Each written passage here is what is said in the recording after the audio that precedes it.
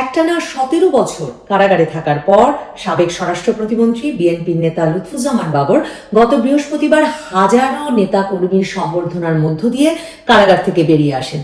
২০০৭ সালে 1-11 সরকারের সময় অর্থাৎ রাজনৈতিক পট পরিবর্তনের পর সে সময় মে মাসে তাকে গ্রেফতার করা হয়েছিল এবং সে সময় বিভিন্ন মামলা তার নামে দেওয়া হয়।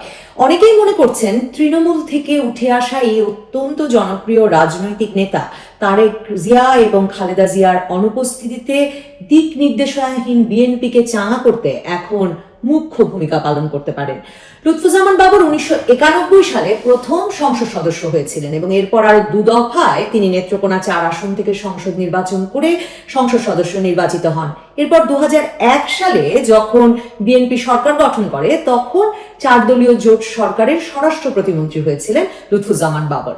২০০৭ সালে রাজনৈতিক পট পরিবর্তনের পর ২৮শে মে গ্রেফতার হন তিনি এবং তারপর থেকে ২০০৮ সালের নির্বাচনের সময়ও তিনি কারাগারে আটক ছিলেন এবং খালেদা জিয়া সে সময় তাকে ৩ বার জেতা সত্ত্বেও নেত্রকোনা ৪ আসনে তাকে মনোনয়ন না দিয়ে দলের আরেক সদস্যকে মনোনয়ন দেন। তখন লুৎফুজ্জামান বাবর সিদ্ধান্ত নেন তিনি স্বতন্ত্র হিসেবেই সেই আসন থেকে ২০০৮ সালের নির্বাচনে লড়বেন এবং আপনাদের অনেকের হয়তো মনে থাকবে যে ২০০৮ সালের ডিসেম্বরের নির্বাচনের কয়েকদিন মাত্র আগে খালেদা জিয়া তাকে বিএনপি থেকে বহিষ্কার করেন।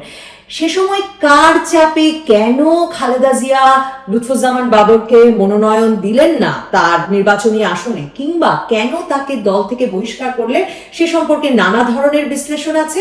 তবে নির্বাচন হয়ে যাওয়ার কয়েকদিন পরেই খালেদা জিয়া আবার চিঠি দিয়ে তাকে দলে আবারও অন্তর্ভুক্ত করেন। তবে ১৭ বছরেও লুৎফুজ্জামান বাবর আর কখনো দলের কোনো পদ পান নাই। তার মানে এই মুহূর্তে লুৎফুজ্জামান বাবরের দলে কোনো পদ নাই। ভাববার কোনো কারণ নাই যে বিএনপিতে যেসব নেতাকর্মী কারাগারে ছিলেন তারা কেউই দল পান নাই। এই মুহূর্তে আব্দুস সালাম পিন্টুর কথা মনে পড়ছে, তিনি কারান্তরীণ থাকা অবস্থাতেই কিন্তু দলের ভাইস চেয়ারম্যান নিযুক্ত হয়েছিলেন।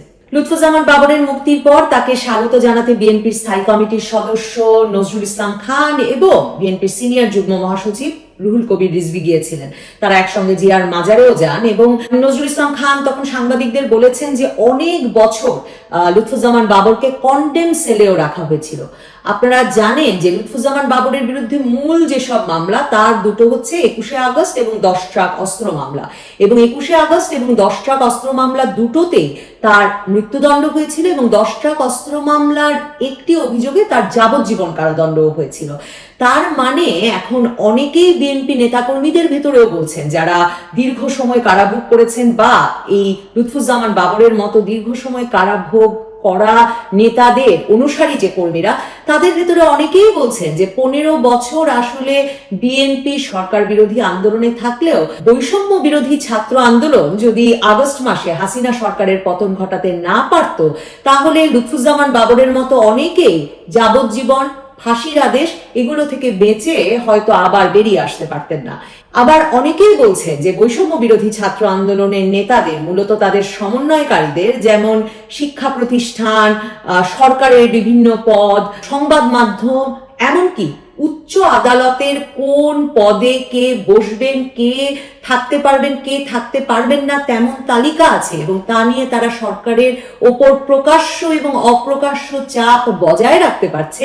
ঠিক তেমনি কোন রাজনৈতিক নেতাদের মামলাগুলো উচ্চ আদালতে দ্রুততম সময়ের মধ্যে মীমাংসা হয়ে তারা খালাস পেয়ে বেরিয়ে আসবেন আর তারেক জিয়া সহ কোন নেতাদের মামলা মীমাংসা হবে না এবং মামলাগুলো ঝুলে থাকবে তারও একটা তালিকা হয়তো বৈষম্য বিরোধী ছাত্র আন্দোলনের সমন্বয়কারীদের কাছে, অর্থাৎ এই সরকারে যারা সিদ্ধান্ত গ্রহণ করছেন তাদের কাছে রয়েছে। সবশেষ বহুল আলোচিত ১০ ট্রাক অস্ত্র মামলায় খালাস পাওয়ার পর লুৎফুজ্জামান বাবরের বেরিয়ে আসার পথে আর কোনো বাধা ছিল না। ২০০৪ সালে বিএনপি সরকার যখন ক্ষমতায়, সে সময়কার ১লা এপ্রিল চট্টগ্রাম উপকূল দিয়ে ভারতের বিচ্ছিন্নতাবাদী গোষ্ঠী উলফা বিপুল পরিমাণ অস্ত্রশস্ত্র, মানে ১০ ট্রাক পরিমাণ অস্ত্রশস্ত্র খালাস করবার সময় আইন শৃঙ্খলা রক্ষাকারী বাহিনীর হাতে ধরা পড়ে। সে সময় ২০০৮ সালে অর্থাৎ 1-11 সরকারের সময় ফেব্রুয়ারি মাসে ব্যাংককে প্রথম আলো যুক্তরাজ্যের অত্যন্ত সারা পৃথিবীতে নাম করা একটি প্রতিরক্ষা সাময়িকী জেন্স ইন্টেলিজেন্স রিভিউ JRI এর দক্ষিণ এশিয়া ভিত্তিক যে প্রতিনিধি অ্যান্থনি ডেভিসের সঙ্গে কথা বলে তখন জানিয়েছিল যে ওই অস্ত্রগুলো চীন থেকে কিনতে পাকিস্তানি গোয়েন্দা সংস্থা অর্থ দিয়েছিল উলফাকে, ভারতীয় বিচ্ছিন্নতাবাদী গোষ্ঠীকে, এবং অ্যান্থনি ডেভিস তখন বলেছিলেন যে বাংলাদেশের কেউ সেই অস্ত্র কেনায় জড়িত ছিল না, তবে চট্টগ্রাম উপকূল দিয়ে এই এত বড় অস্ত্র চালান নিয়ে যেতে হলে আগেই যে বাংলাদেশের গোয়েন্দা সংস্থাগুলোর কোনো ব্যক্তিকে বা গোয়েন্দা সংস্থাগুলোকে এই বিষয়টি জানতে হবে তা একরকম নিশ্চিত। তবে বাংলাদেশে সরকার পরিবর্তনের সাথে সাথে আদালতগুলোর মতামতে 180 ডিগ্রি পরিবর্তনের কারণে অন্য অনেক আলোচিত ঘটনার মতো 10 ট্রাক অস্ত্র মামলার ঘটনাটিও রহস্যাবৃতই থেকে গেল।